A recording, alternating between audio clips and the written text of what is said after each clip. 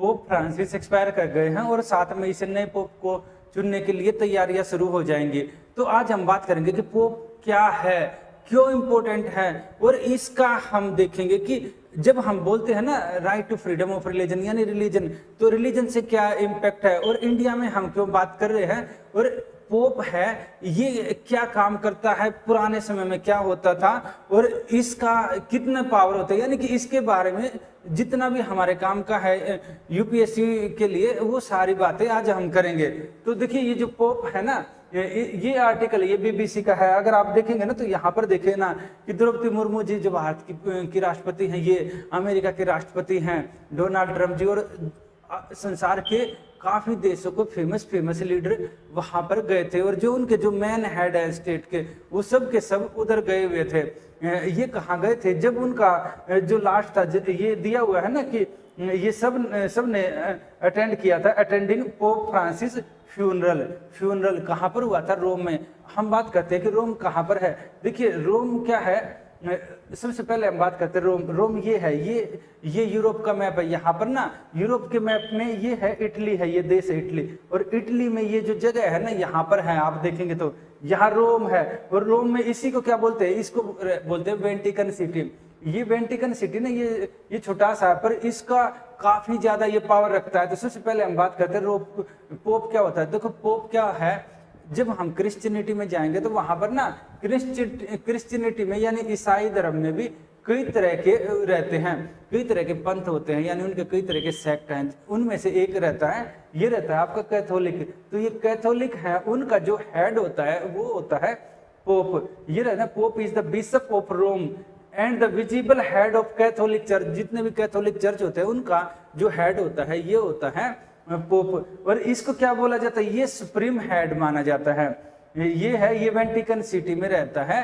वेंटिकन city हमने बताया ना ये है इटली के पास में छोटा सा देश है, वहां पर है। संसार का अगर कभी जीके में पूछा जाता है तो सबसे छोटा कंट्री है ये है। और जो इलेक्ट किया जाएगा जब ये सबसे सुप्रीम होता है तो इसका इलेक्शन कैसे रहेगा, इसका इलेक्शन करते हैं कार्डिनल जो कि इसको एडवाइज भी करते हैं। कार्डिनल के बारे में फिर कभी बात करेंगे, ये डिटेल में आगे कभी बात करेंगे। तो ये कार्डिनल इसको अपॉइंट करते हैं। इसको क्या करेंगे, अपॉइंट नहीं करेंगे, इसको क्या करेंगे, वोटिंग होता है, वोटिंग होकर ये इसका चुनाव करते हैं। तो ये वेटिकन सिटी के बारे में बताया गया, ये वही है जो हमने अभी आपको मैप में दिखाया है। ये है वेटिकन सिटी, कुछ इस तरह का है, आप देखेंगे। और जो क्रिश्चियनिटी है ना, देखो अगर हम देखें तो ये क्या रहता है क्रिश्चियनिटी, हमने बोला क्रिश्चियनिटी में कई तरह के सेक्ट रहते हैं, उनमें से जो कैथोलिक है, कैथोलिक का हेड ये है। जब हम क्रिश्चियनिटी की बात करें तो क्रिश्चियनिटी में संसार में 2.4 बिलियन लोग, यानी कि संसार की लगभग 7 बिलियन के आसपास आबादी है। तो उसमें से कितने हैं, 2.4 बिलियन। कंपेरिजन अराउंड ये रहता है, ये यानी कि संसार की अच्छी खासी आबादी, 1/3 के करीब आबादी संसार की ईसाई है, वो ये बोल रहे हैं। और 1/3 आबादी और कितने देशों में, 157 देशों में। जैसे आप देखते हैं ना हिंदुइज्म है, हिंदुइज्म इंडिया और आसपास थोड़े से एरिया में फॉलो किया जाता है। मुस्लिम रिलीजन कई सारे कंट्री में फॉलो किया जाता है। तो क्रिश्चियनिटी कितना है, 157 कंट्री है, जिसमें कि काफ़ी कंट्री तो ऐसे हैं जिनमें 100% मुस्लिम ये है क्रिश्चियनिटी वाली पॉपुलेशन है। ये देश हैं, जैसे कि ये देश हैं जिनमें 99 से लेकर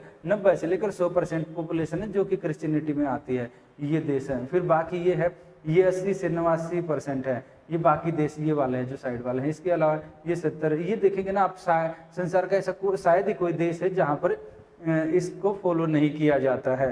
कहीं पर कम कहीं पर ज़्यादा ये रहता है ईसाई धर्म का। और ये हम देखते हैं ना जो कैथोलिक चर्च का रहता है, जो बिशप होते हैं, बिशप यहाँ देखना, ये बिशप रहते हैं। तो बिशप आप देखेंगे ना, इसी को क्या बोला जाता है, पोप। जो पोप होते हैं ना ये बिशप होते हैं। ये किसके होते हैं, ये रोम में बैठते हैं, ये हेड होते हैं। जब हम इसका हायरार्की देखेंगे ना तो सबसे नीचे हमें दिखाई देता है लेटे होते हैं। इसके बाद क्या रहता है, इसके बाद इनसे जो हायर अथॉरिटी होते हैं वो होते हैं डेकन से ऊपर होते हैं प्रीस्ट।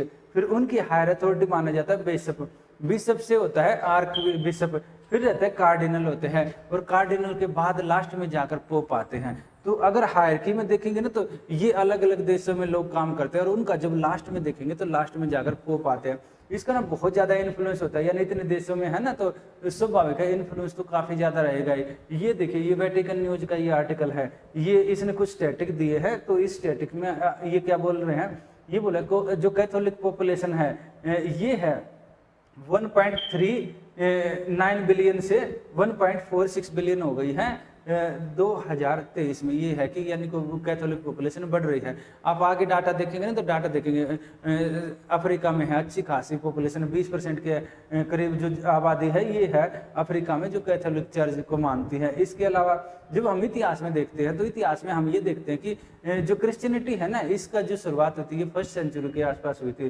तो इसमें क्या था, द स्प्रेड ऑफ क्रिश्चियनिटी ये रहता है, ये काफ़ी सेंचुरी से, मतलब कहने का इनका तो ये है कि काफ़ी सेंचुरी से क्रिश्चियनिटी किसी न किसी रूप में थी, पर जो 1st सेंचुरी के आसपास है उस टाइम पर मेन इसका जो चीज़ें दिखने लग गई थी क्रिश्चियनिटी की, ये दिखने लगी थी। शुरुआत में क्या था, शुरुआत में ये था क्रिश्चियनिटी को ना वहाँ उस समय रोमन एम्पायर था, तो शुरुआत में ना वहाँ पर दबाया गया था, और धीरे धीरे क्या रहेगा ना, बाद में जो रोमन राजा थे उन्होंने क्या किया, 4वीं शताब्दी में 4th सेंचुरी में ये एम्परर थे कॉन्टेस्टाइन, इन्होंने क्या किया, इन्होंने कन्वर्ट हो गए। कन्वर्ट किस में हो गए, ये क्रिश्चियनिटी में यानी ईसाई धर्म में कन्वर्ट हो गए। कन्वर्ट होने के बाद तब के बाद से क्रिश्चियनिटी यानी ईसाई धर्म अच्छा खासा फैलना शुरू हो गया। जब हम मिडिल एज में देखते हैं, मिडिल एज में यानी मध्यकाल में, जिसको कि अंधकार का युग भी बोला जाता है, आप पढ़ेंगे ना इतिहास और इसके अलावा पॉलिटिकल साइंस पढ़ेंगे तो वहाँ मध्य युग को अंधकार का युग बोला जाता है। वहाँ पर क्या था, वहाँ पर आप देखेंगे चर्च था, यानी इसको चर्च बोला जाता है। चर्च के पास बहुत ज़्यादा पावर आ गई थी, यानी राजा से भी ज़्यादा पावर उस टाइम चर्च के पास थी। अलग अलग चर्च बने हुए थे, पूरे जो यूरोप था ना, एक जैसे कि मेन चर्च, फिर छोटे चर्च, हर देश के चर्च, फिर उनके नीचे डिस्ट्रिक्ट लेवल पर और छोटे छोटे चर्च, ऐसे करके काफ़ी ज़्यादा पावर थी और मैक्स काफ़ी ज़्यादा पैसा चर्च के पास था। तो इससे क्या हो गया था ना, इससे आप देखेंगे वहाँ पर ज्ञान का भी रुकाव हो गया था, काफ़ी चीज़ें हो गई थी। बाद में क्या हुआ, बाद में ना रेनेसा आया, रेनेसा यानी कि पुनर्जागरण जिसको बोलते हैं ना, पुनर्जागरण है। पुनर्जागरण के बाद क्या हुआ, पुनर्जागरण के बाद अलग अलग देशों में खोजें होने लगी, जैसे कि आप देखते हैं ना इंडिया में भी आए थे, इसके अलावा जैसे कोलंबस देखेंगे, कोलंबस अमेरिका की खोज की, तो ऐसे अलग अलग लोगों ने अलग अलग देशों की खोज करने लगे, और यहाँ पर अलग अलग देशों में जो ईसाई धर्म के जो प्रचारक वो जाने लगे, और संसार के अलग अलग देशों में ईसाई धर्म फैल गया। और तब से आज तक हम देखते हैं कि अच्छी खासी पॉपुलेशन है जो क्रिश्चियनिटी यानी ईसाई धर्म को फॉलो करती है। तो जब ईसाई धर्म को फॉलो करती है तो उस धर्म का जो सबसे हेड है, यानी उसमें भी जो कैथोलिक है उनका जो सबसे हेड है वो होता है पोप, और उस जो एक्सपायर हो गए, इसलिए अच्छे खासे लोग और अच्छे खासे जो हेड ऑफ द स्टेट है वो वहाँ गए थे। तो इंडिया में क्या रहता है ना, इंडिया के संविधान के कॉन्स्टिट्यूशन के आर्टिकल 25 से लेकर 28 में दिया गया है फ्रीडम ऑफ रिलीजन, यानी आदमी किसी भी धर्म को मान सकता है, किसी को नहीं मान सकता है। इंडिया में भी हम देखेंगे ना, तो नॉर्थ ईस्ट के स्टेट है वहाँ पर क्रिश्चियनिटी को अच्छा खासा फॉलो किया जाता है।